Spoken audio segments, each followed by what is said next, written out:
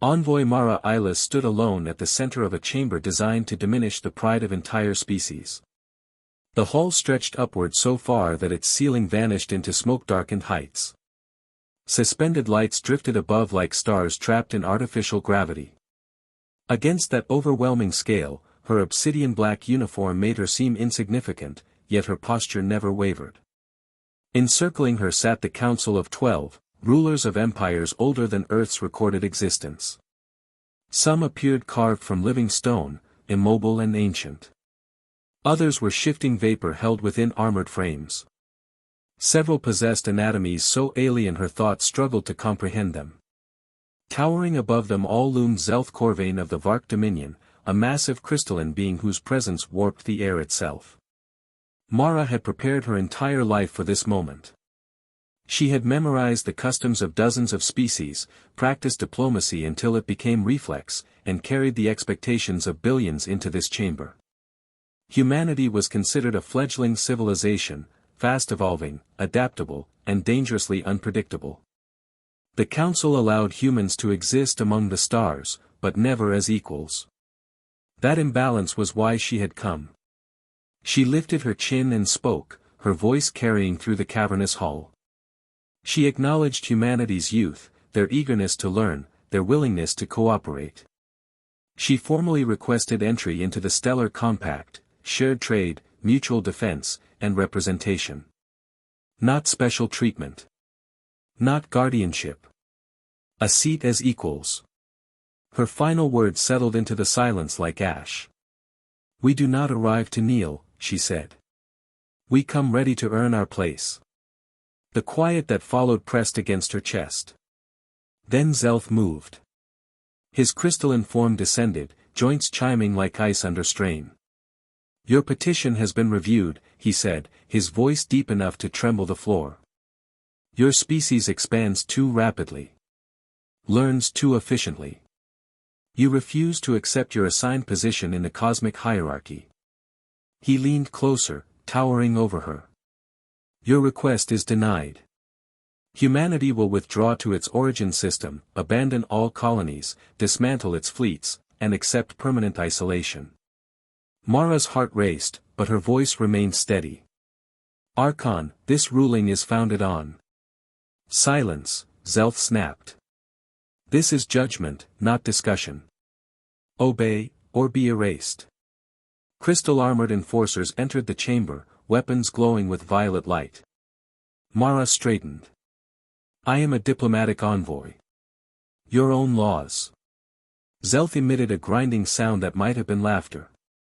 "Those laws apply to civilized beings. You are pests who have crawled too far from your nest."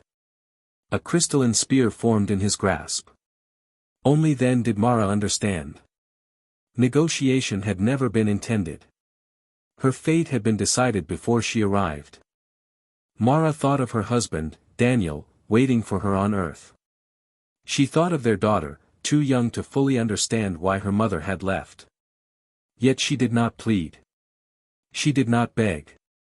She met the Council's gaze and whispered, "You have no idea what you're about to awaken." The order came without hesitation. "End her." The spear struck her chest with numbing cold.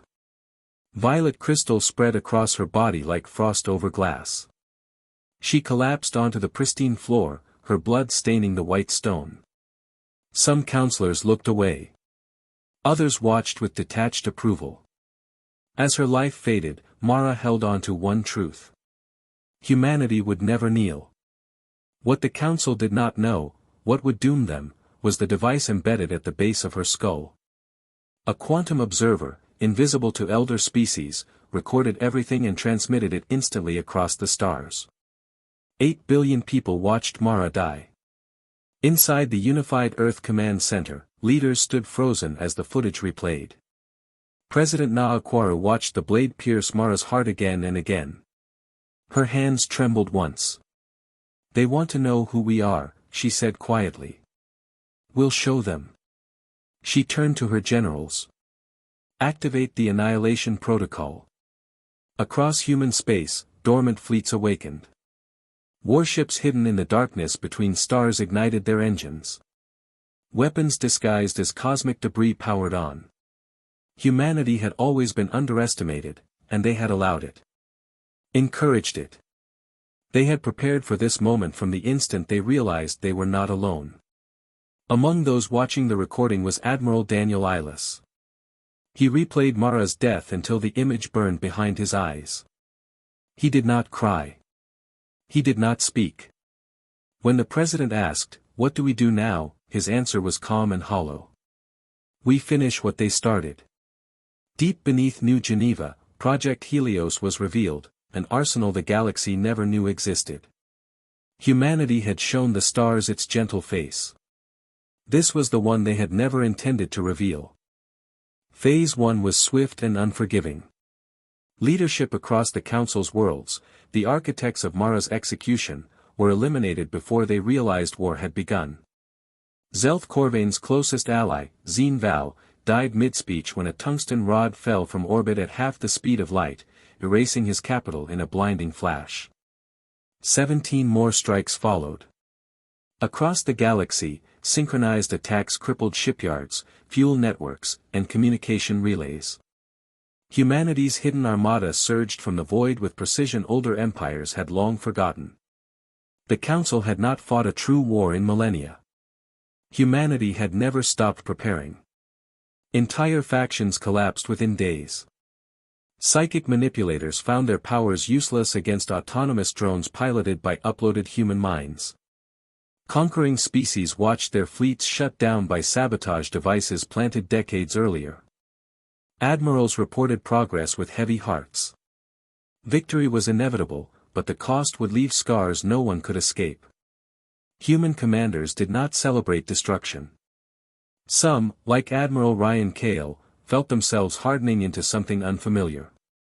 But when they saw Mara's body on the council floor, they remembered why they fought. Within a month, most elder empires were ash. Others surrendered without condition. Neutral civilizations were left untouched. Humanity struck only those who struck first. When the final resistance fell, humanity broadcast a message to every inhabited world. President Akwaru appeared, her expression unyielding. "We did not begin this war," she said. "But we ended it. Those who sought our extinction have been answered. To all others, we offer peace, cooperation, and protection. Stand with us, or stand aside. But know this, we will never bow again to those who believe power grants the right to decide who deserves to exist." The old Council of 12 collapsed. In its place rose a new interstellar assembly, equal seats, shared authority, no species elevated above another. On the floor where Mara Ilis fell, a memorial ring bore her final words in every known language.